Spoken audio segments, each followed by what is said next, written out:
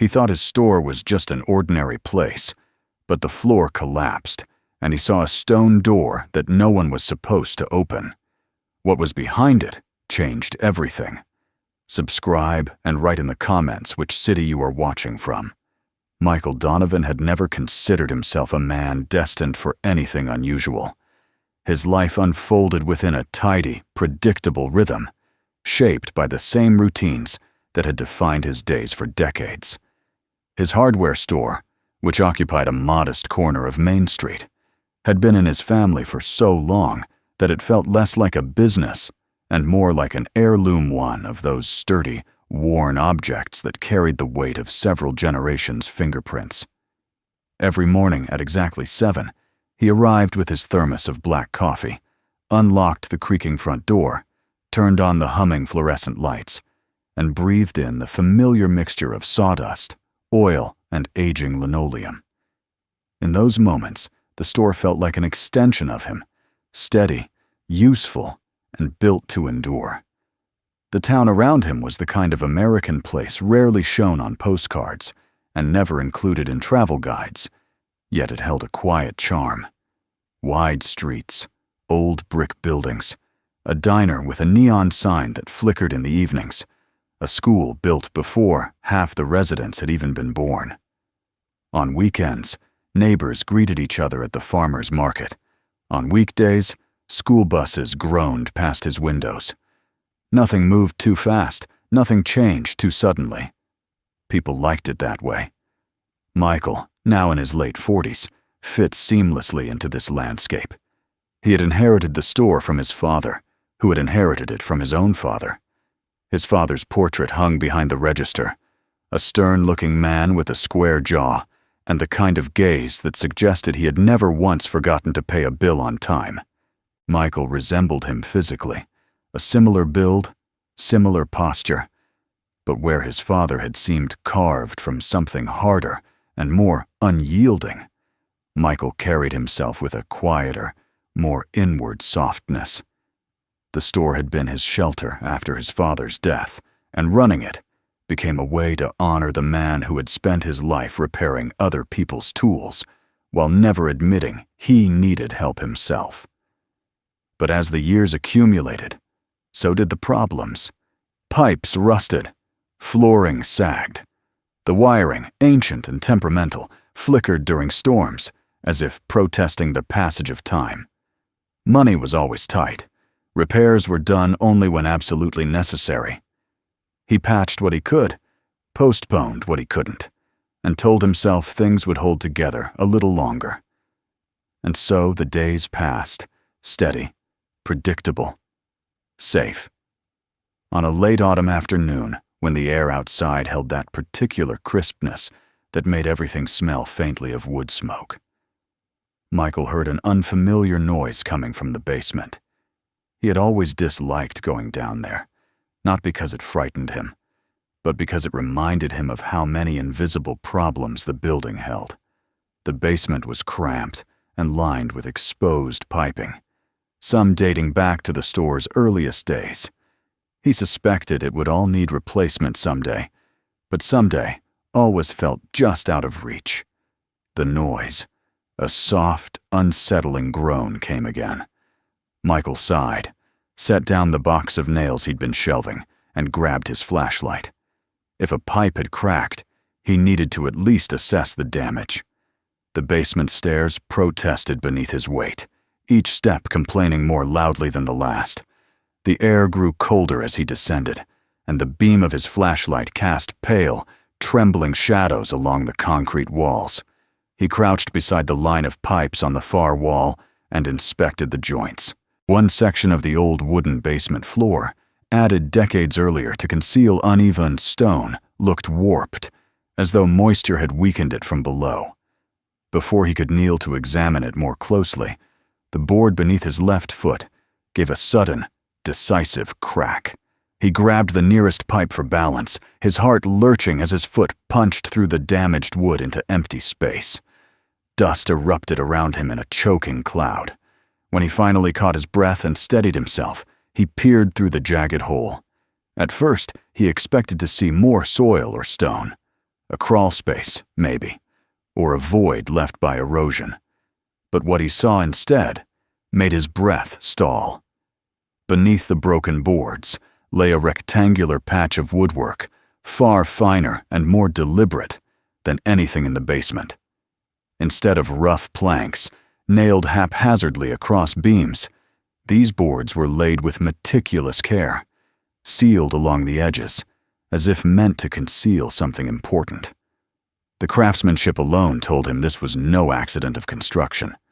Someone, at some point in the past, had intentionally built a barrier here. He widened the hole carefully, prying away splintered boards while trying not to collapse the entire section of floor.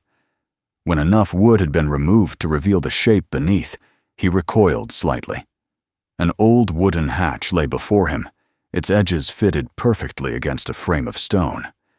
Dust obscured much of its surface, but beneath the grime he could see marks. Small, almost unnoticeable carvings pressed lightly into the wood. Not initials, not symbols, he recognized, but purposeful. His pulse quickened. He wiped the hatch clean with his sleeve, half expecting it to fall apart under his touch, but it remained solid. Someone had built this to last. A deep, irrational instinct tugged at him. Leave it alone. Close the boards. Call someone, anyone who knew how to deal with hidden spaces under floors. But curiosity, that stubborn ember that had survived from childhood into middle age, overpowered every hesitation. If there was something beneath his store, something that had been hidden deliberately, he could not ignore it. He grasped the rusted metal ring embedded in the hatch and pulled. The wooden panel resisted at first, sealed by time, dust, and disuse. But slowly, with a groaning sigh, it lifted. A rush of cold, stale air surged upward like the exhale of something long dormant. Beneath the hatch, a stone staircase descended into darkness. Michael shone his flashlight downward. The beam revealed the edges of carefully carved steps, their surfaces worn by years, no decades of disuse. The walls around them appeared to be made of fitted stone blocks, the kind not found anywhere in the building's known construction history. A thin film of moisture glistened across the stone, giving the steps an eerie, almost living sheen. He hesitated on the threshold.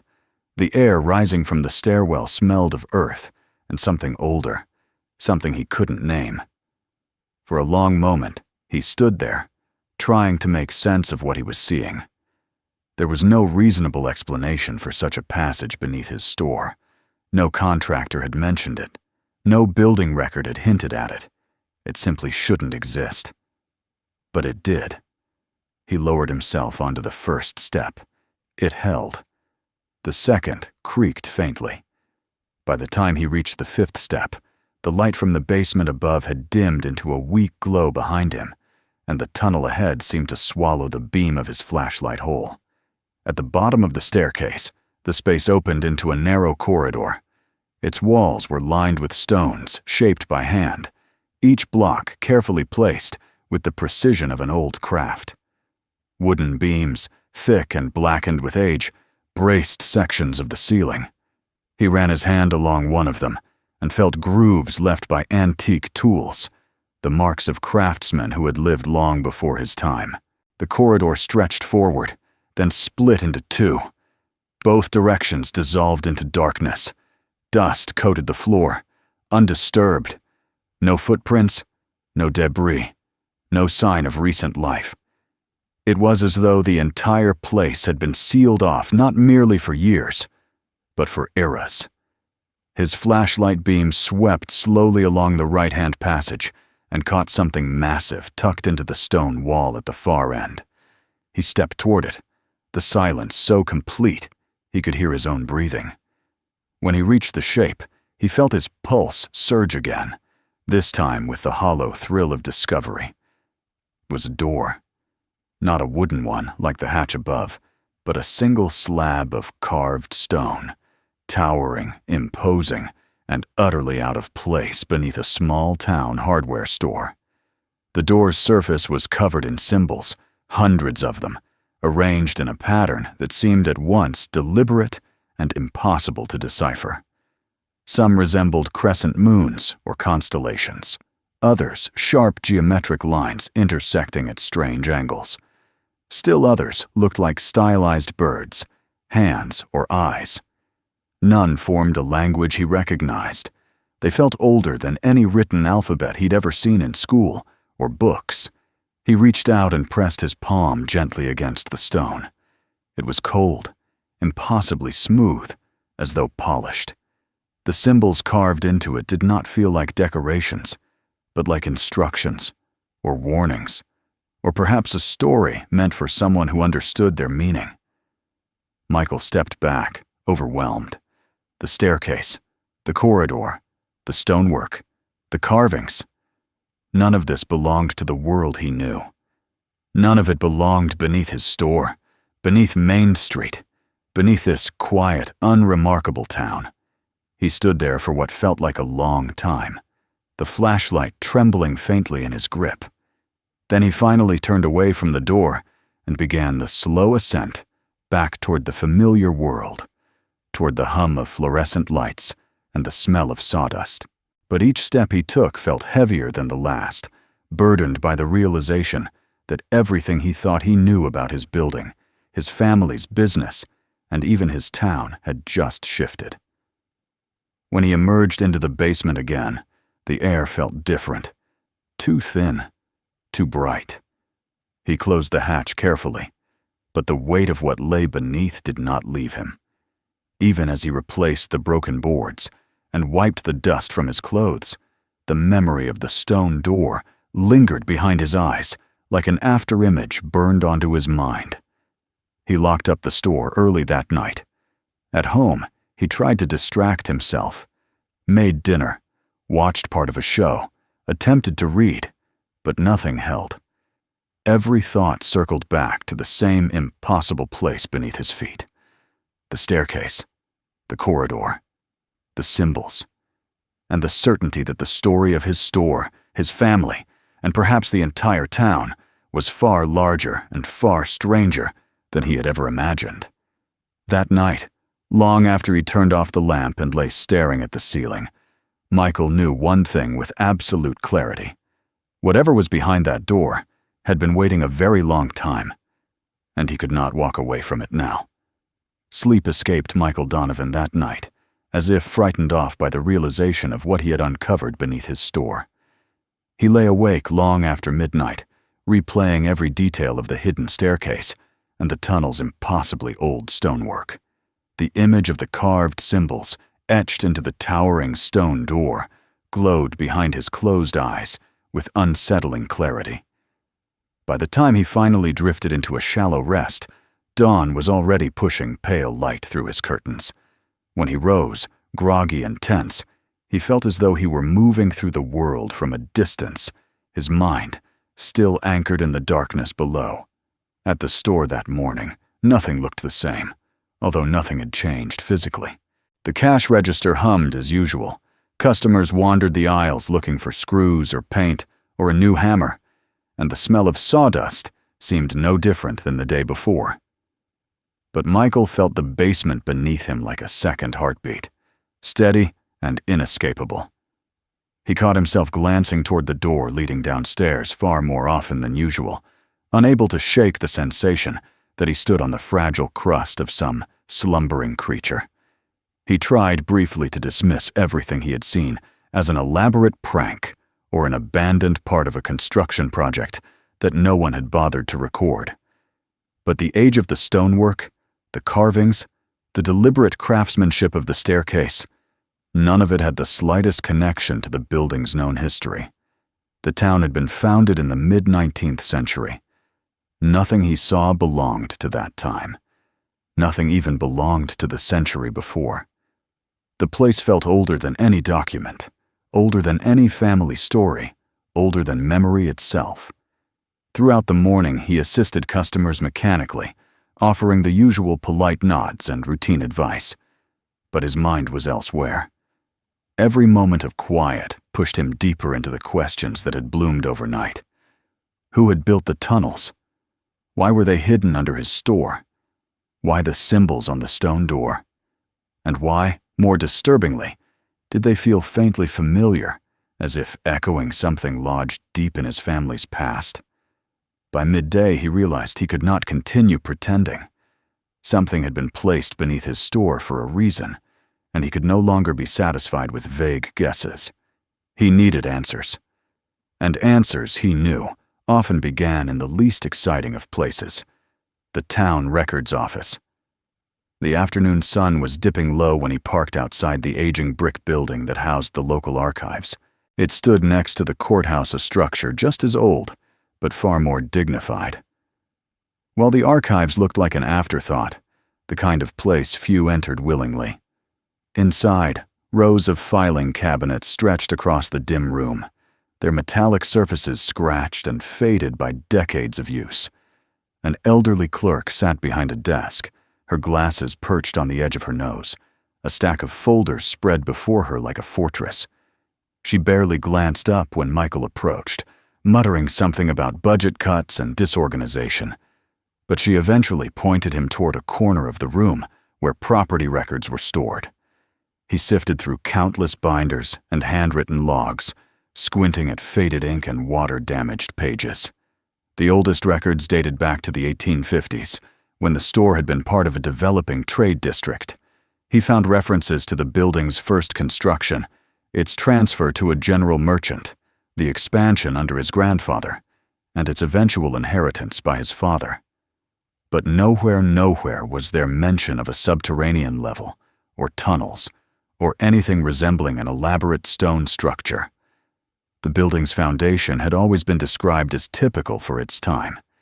Even older documents, the ones predating his family's ownership, offered no hint that the lot had once held anything other than a simple wooden structure that later burned down before reconstruction. He moved to old maps of the town, some drawn by hand, with ink that had browned with age. As he traced the lines of early streets, rivers, and buildings, something caught his attention.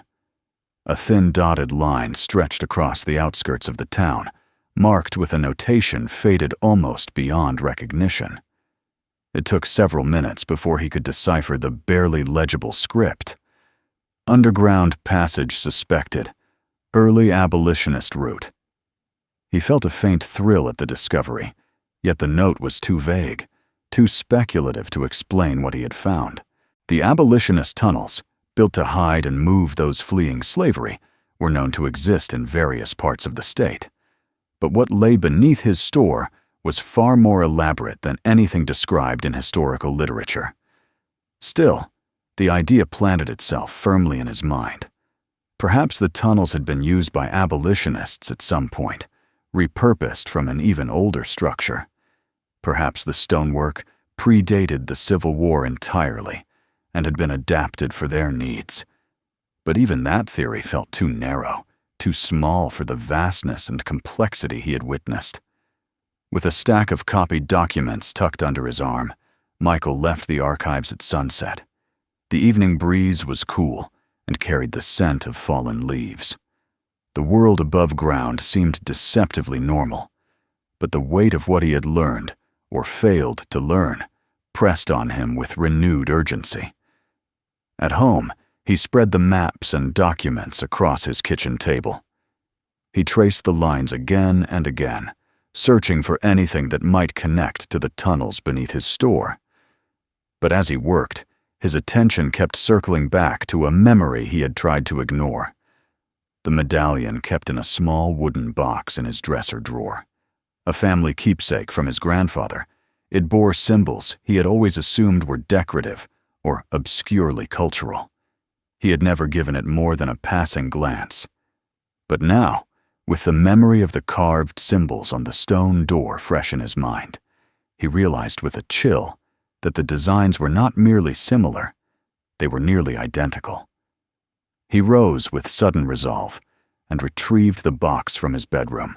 When he opened it, the medallion lay exactly as he remembered, a round metal disc, darkened by age, with etched markings that spiraled across its surface in a pattern that had once seemed purely ornamental.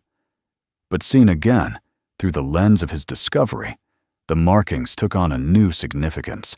They were arranged in the same style as the symbols on the stone door lines, arcs, shapes, suggesting stars, pathways, or something more abstract. The resemblance was undeniable. He held the medallion in his palm, feeling its unexpected weight. Why had his grandfather given him this? Why had he never explained its history? Michael's father had certainly never mentioned it, nor had he spoken of anything remotely resembling secret tunnels or stone doors.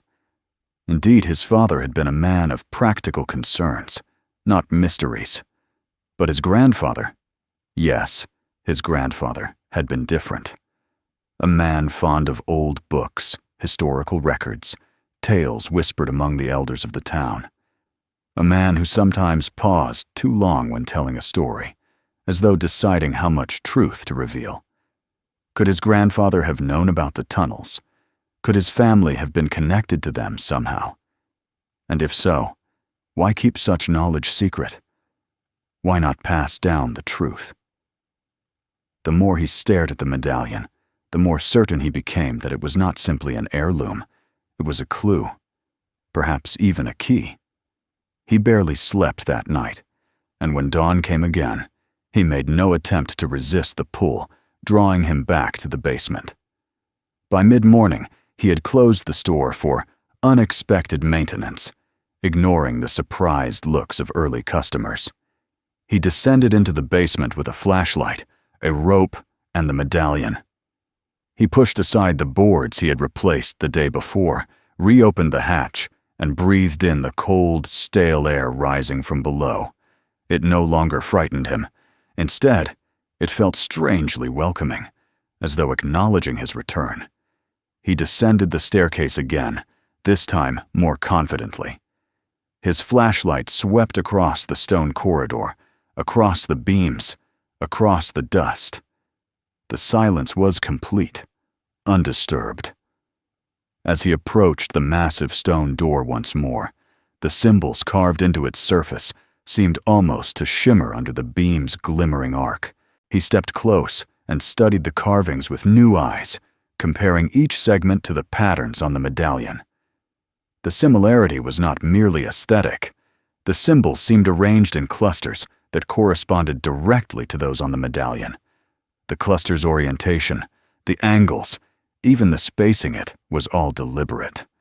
The medallion might indeed have been crafted for one purpose, to interact with the door. He traced his fingers along the stone until he found a shallow circular indentation at its center. He had noticed it before, but had not understood its purpose. Now, as he held the medallion over the indentation, realization settled over him like a shifted weight. The disc matched the recess almost perfectly. He pressed the medallion into place. For a moment, nothing happened. The corridor remained still, the air unmoving. Then, with a low, grinding hum, the stone beneath his palm warmed faintly. A sound, deep, resonant, and impossibly ancient, rippled through the floor. Dust drifted from the ceiling in tiny flurries. The carved symbols along the door trembled, as though waking from slumber. Slowly, very slowly, the door shifted.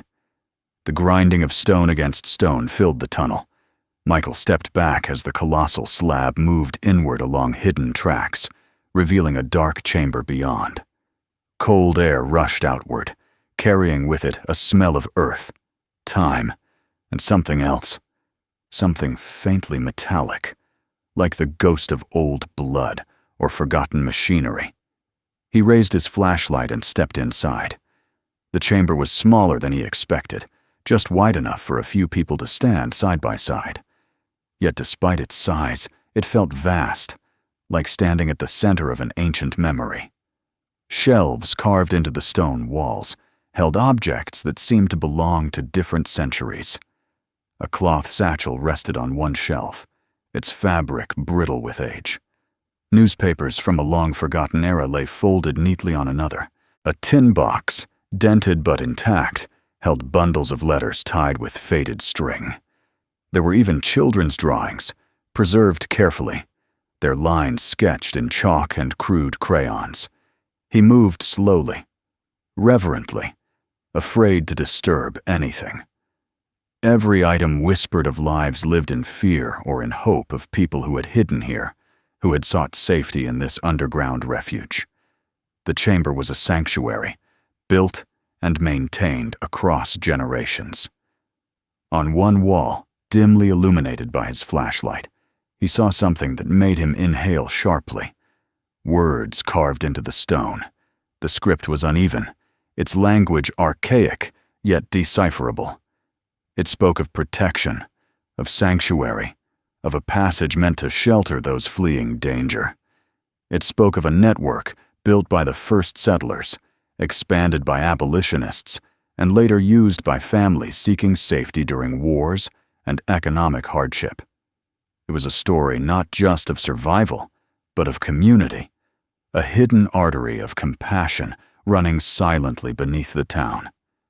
Michael felt a profound stillness settle over him. The tunnel system was not merely a relic, it was a testament, a living history of people helping one another in the darkest times. He stood in the center of the chamber, holding the medallion, feeling a connection to those who had come before him. His grandfather must have known, perhaps not everything, but enough to protect the secret until the right time. Perhaps his father had known too, but chosen silence for reasons Michael could no longer ask him about. Whatever the truth, it was his responsibility now. As he stepped back into the corridor, the medallion cool again in his hand, he understood that the story hidden beneath his store had never truly belonged to any one family. It belonged to the town, to the people whose lives had intersected in these silent tunnels. And he, by discovering it, had inherited a duty he could not ignore. He climbed the stone staircase once more, emerging into the dusty basement and the familiar world above. But he knew that nothing was familiar anymore. The secrets beneath his feet had rewritten everything to his past, his understanding of his family, and perhaps even the future of the town itself. He closed the hatch gently, as though closing the lid on a treasure, and stood for a long moment in the half-darkness of the basement. Above him, the store waited quietly. Beyond the walls, life moved as it always had. Yet inside him, something vast had shifted. The past had awakened, and he knew, with a certainty that stole his breath, that he was only at the beginning of understanding what he had uncovered. In the days that followed the opening of the hidden chamber, Michael moved through his life as though he were suspended between two worlds. Above ground, his hardware store continued its routine existence, filled with the familiar sounds of customers' footsteps, the soft clatter of tools, and the hum of the register. But beneath it, just a short walk down a forbidden staircase, lay a vast and silent memory of generations that neither he nor anyone in the town had known existed. The weight of this truth pressed gently but persistently on his mind, turning every ordinary action into something slightly unreal, as though he were watching himself live from a short distance away. He found himself returning to the chamber each morning before opening the store, standing quietly among the relics of those who had once hidden below the earth. The objects seemed to glow faintly in the soft beam of his flashlight, and each time he visited, he noticed something new. The delicate stitching on the cloth satchel, the smudged fingerprints on the newspaper margins, the faint scent of time trapped in the folds of old letters. He felt surrounded by ghosts, not frightening presences, but echoes of lives lived in fear, in hope, in desperation, in gratitude. Their stories whispered through the silence, urging him to bring their memory into the light. But for all his fascination, a growing tension wove itself into his days. He knew he could not keep this discovery secret forever. The truth was too important, too heavy to hold alone. And yet the thought of revealing it brought a flood of anxiety. If he told the authorities, they might seal off the tunnels, declare them unsafe, and take control of the entire property. He might lose the store that had been in his family for generations. The building could be seized, the basement closed, the chamber reduced to a sterile exhibit behind locked barriers, with no connection to the living town above it. He spent many evenings sitting at his kitchen table, staring at the medallion laid in front of him. Its surface caught the lamplight in a strange way, the carved lines glowing as though alive. He wondered why his grandfather had never spoken of any of this. Perhaps his grandfather had wanted to protect the secret, unsure of how the world would react. Perhaps he had believed the knowledge should pass only when someone was ready to bear its weight. Or perhaps he himself had stumbled upon the truth in a moment of curiosity, just as Michael had, and had chosen not to disturb the fragile balance between past and present. Whatever the reason, the responsibility now rested squarely on Michael's shoulders. The longer he delayed telling someone, the more dishonest he felt, not only to the town, but to the people whose stories were preserved in that hidden sanctuary. They had deserved recognition in their own time. They deserved it now. One night, after hours of pacing, he found himself outside the home of Eleanor Fisher, a retired history teacher and informal town historian whose knowledge of local lore was unmatched. Her porch light cast a warm glow across the yard as he approached, medallion in his pocket. When she answered the door, her eyebrows rose in gentle surprise. He did not tell her everything, not at first. He spoke of strange construction beneath the store, of hidden stonework, of old objects that did not belong to any recorded period in town history. She listened with a steady, thoughtful expression, the kind she reserved for stories that straddled the line between myth and truth. When he finally ran out of words, she invited him inside. They sat at her dining table, surrounded by bookshelves lined with decades' worth of research. Eleanor's eyes traced the medallion with quiet fascination when he placed it between them. She turned it over in her hands, studying each marking with a scholar's reverence. When she looked up, her voice was soft, but sure. "This is older than anything built in this town," she said. "Older even than most of what we know about early settlers. Whatever you found, Michael, it's important, and it's not something you should hide." Her words lifted a weight from him, but replaced it with another, a more urgent, more daunting responsibility. The next day, together with Eleanor, he contacted a small group of regional historians she trusted deeply. They arranged to visit after hours, when the store was closed. As they stepped into the basement and Michael lifted the hatch, the group exchanged looks of disbelief. No one spoke on the descent. When their flashlights illuminated the corridor, they stopped in their tracks, as though the air had been knocked out of them. In their expressions, Michael saw awe, confusion, and a kind of reverential fear. The stonework, the carvings, the sheer age of the place. It challenged everything they thought they knew about the region's history. Their astonishment grew as they examined the chamber. Each artifact was treated with careful hands, as though any wrong movement might break the fragile bridge between the past and the present.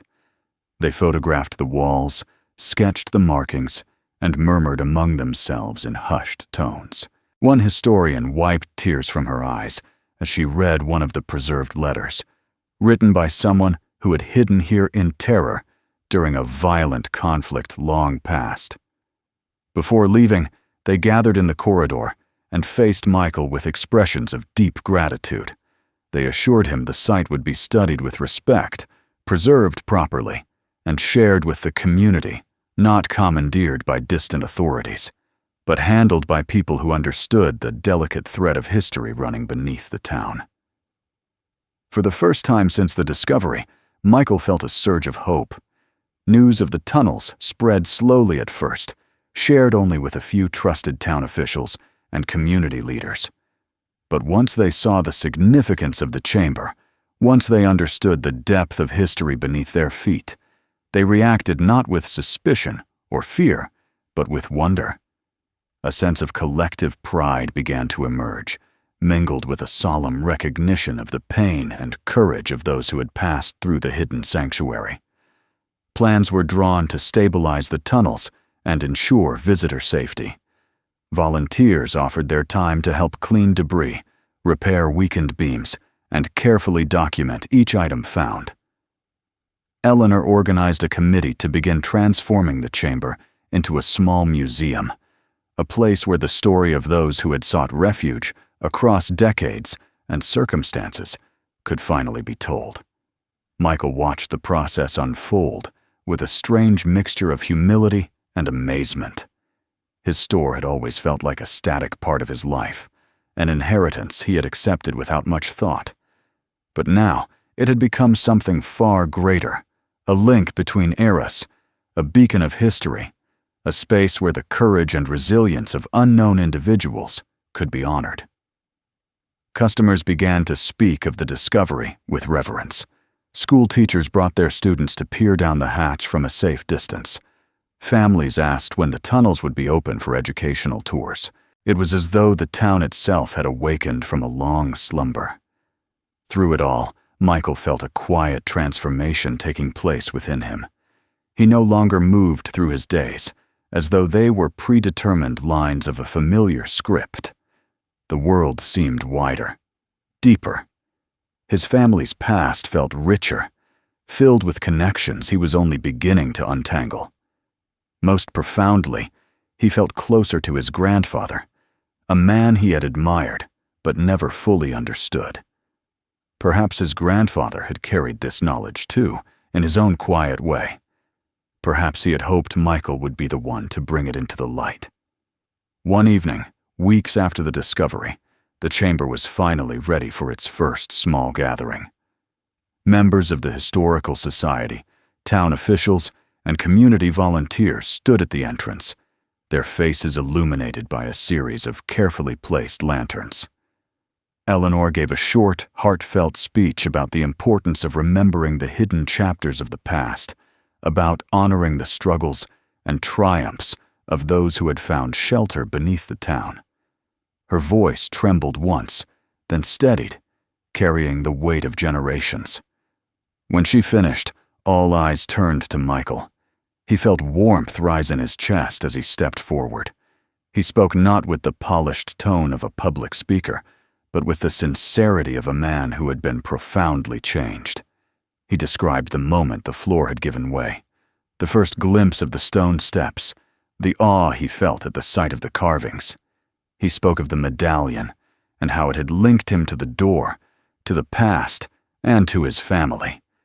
He spoke of the responsibility he now understood to ensure that the stories hidden in the chamber were never forgotten again. When he finished, the room was silent for a long moment. Then someone began to clap. The sound grew, echoing off the stone walls, filling the space with warmth. Michael bowed his head, humbled. Later, when the gathering had dispersed and the chamber lay quiet once more, Michael remained behind. He walked slowly along the shelves, his fingers brushing the air above the preserved artifacts. The soft lantern light made the old objects glow like memories brought back to life.